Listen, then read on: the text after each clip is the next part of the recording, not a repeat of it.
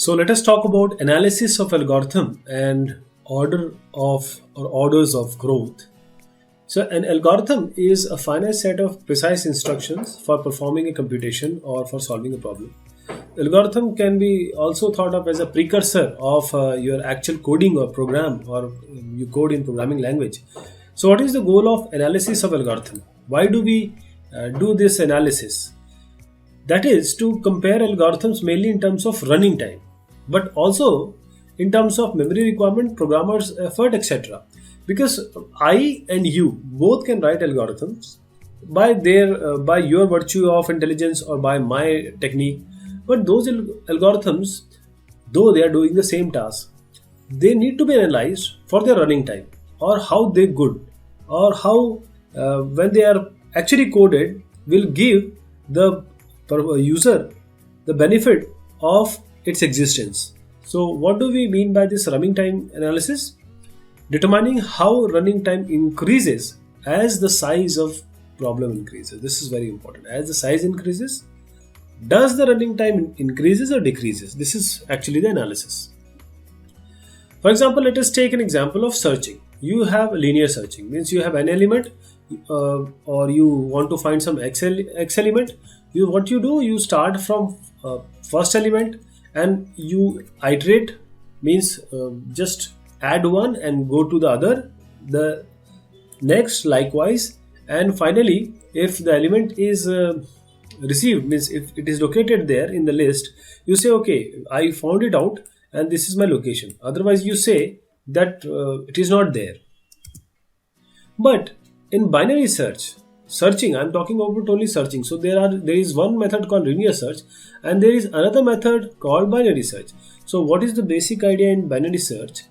We start from the center, means this is the ordered list. We start from the center, look leftwards, look rightwards, and depending upon the ordering, we finally locate the item like this.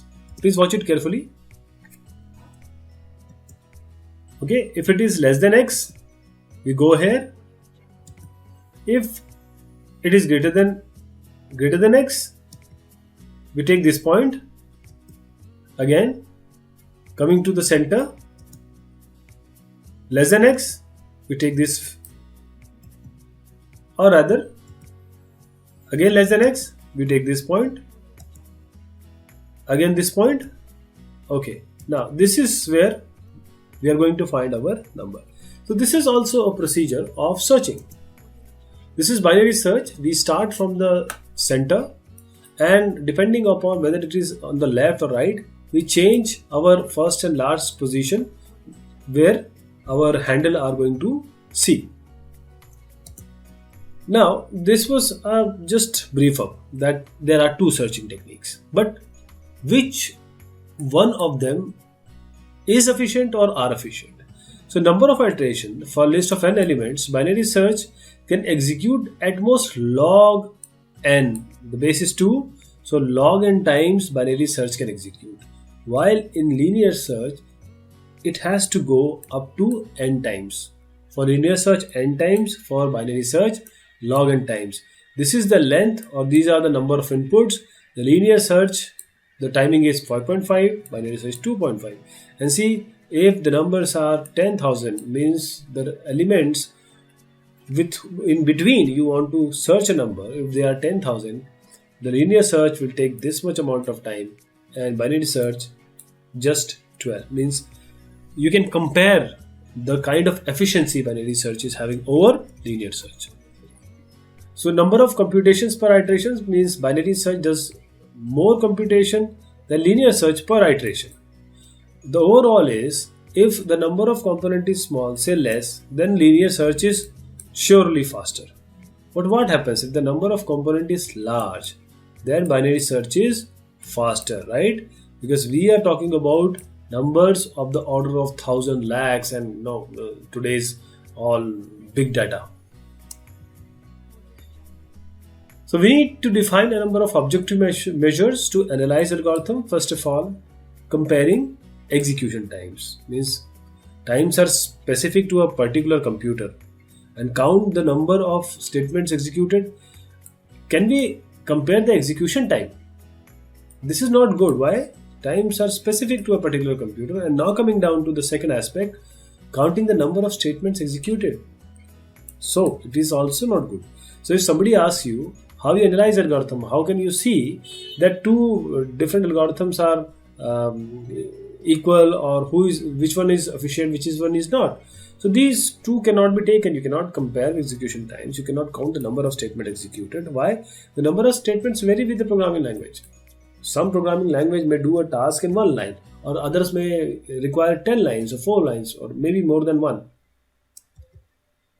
So this is algorithm 1, this is algorithm 2, this is algorithm 1 having around n minus 1, or you say start from 0. These are n instructions, right? And in algorithm 2, you have just 2 instructions. In different programming language, you cannot, depending upon the line of codes, you cannot define the analysis of the algorithm. So the third is to express running times as a function of input size n, fn. Yeah, this can be, or this may be a good idea. So to compare two algorithms with running times fn and gn, we need a rough measure of how fast a function grows. How fast this function grows with respect to this n input. So such an analysis is actually independent of any machine type, programming style, etc. So now we are getting down to our analysis. So associated a cost with each element, each statement. This cost is a vague, or you can say that it is not the cost like you are buying something. This is an arbitrary cost which is given to both of them. Let's see. Each element we provide a cost, and we find the total cost by finding the total number of times each statement is executed.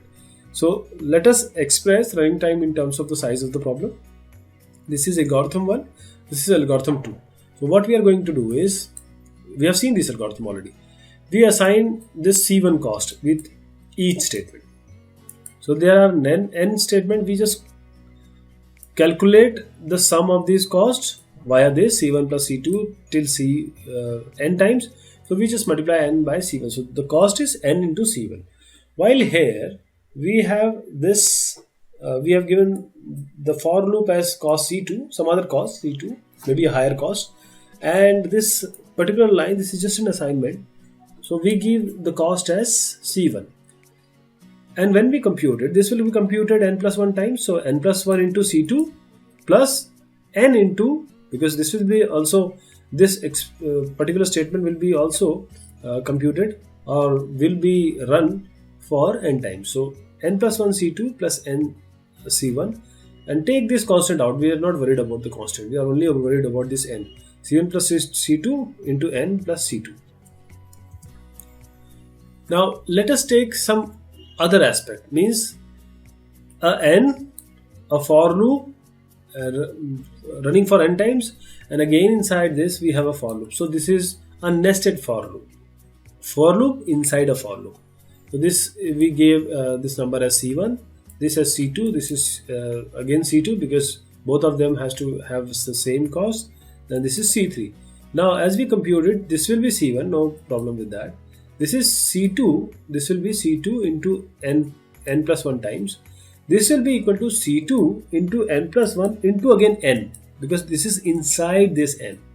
And this third one will be, because it is inside this also, so C3 will be n into n. It will be this assignment operator or this addition operator, or this addition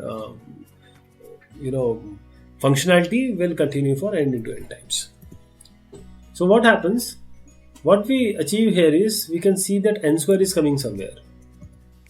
So now consider the example of buying an elephant and goldfish. Cost of elephant is total cost is cost of elephant plus cost of goldfish. What will be the total cost? It will be but naturally the cost of elephants, because the cost of goldfish in front of cost of elephants are peanuts. So we approximate it. So the low order terms in a function are relatively insignificant for large n. For numbers which are large, we just not take these terms, because already n to the power 4 is there in this particular expression, n to the power 4 is the highest. So why to worry about n square or n? So we say that this particular expression, polynomial, or our algorithm, let us take this line only as algorithm, no problem with that, just for discussion purpose. The power is n to the power 4, the highest power is n to the power 4, and we say that the rate of growth is of the power of the order n to the power 4.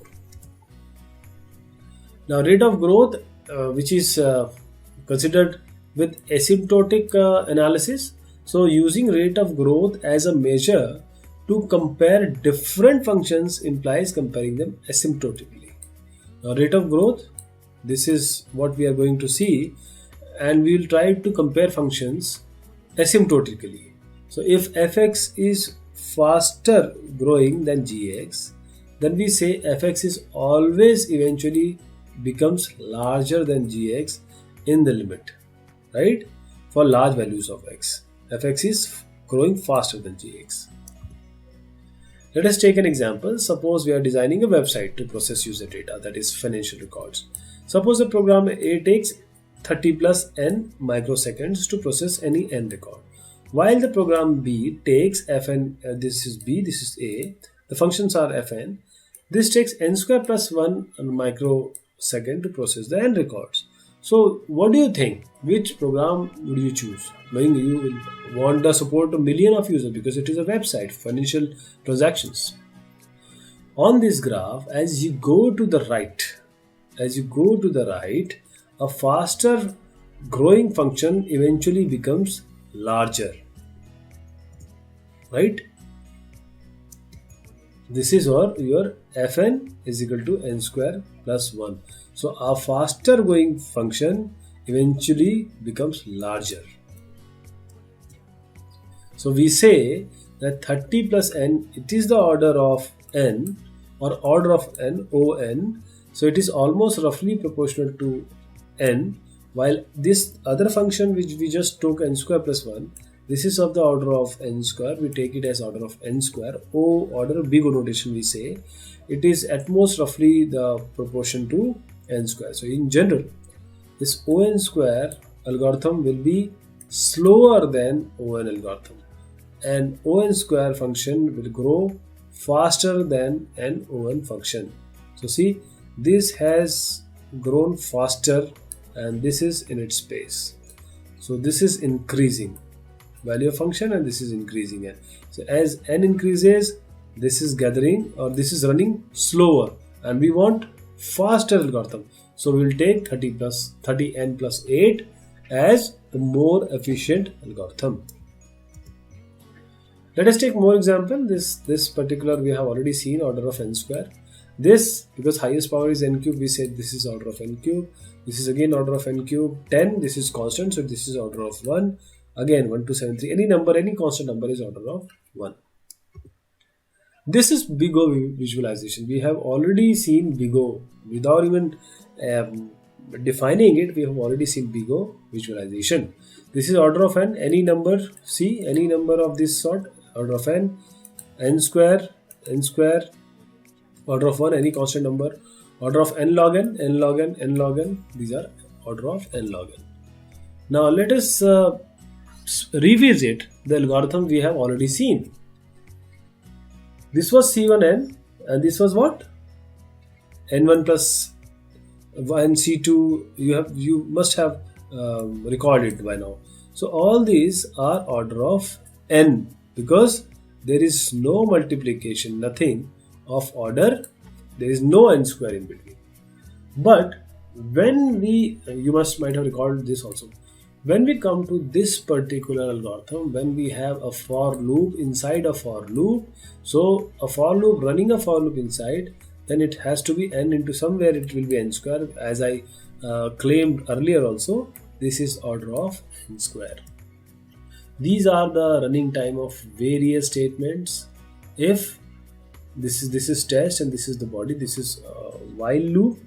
What while loop does, it is of order of gn into fn, and in this, if this is for loop, this is order of gn fn, again order of This is if statement, order of max of fn gn, and this is if the statements are just block of statements f1, f2, and fn. We just add it, right? We just add it. So these are the running times of various statements. So in this, this is order of fn, and because this is running gn times, we say order of gn fn. Again, this is fn, and this is running gn times, order of gn fn. This is order of fn, this is order of gn, we say order of maximum fn gn, because we always take maximum. We will not take, if n and n square is there, we will not even think about n. We have to take order of n square only. So let us take some more example. This is while. Okay, this is order of 1 because only one addition is there or assignment is there. But this is order of n. I'm just taking an example. Order of 1.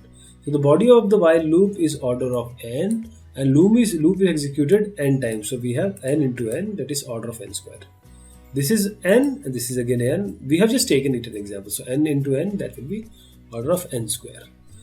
In this, if is there, if is there, and in this we have a for loop, and else is there. So this will be order of n.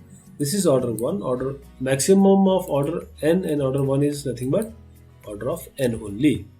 So this was the first part of our analysis of algorithm, but mathematics behind this, or omega and order, big O notation, big omega notation, all this we are going to cover in the later session. Thank you so much. Take care.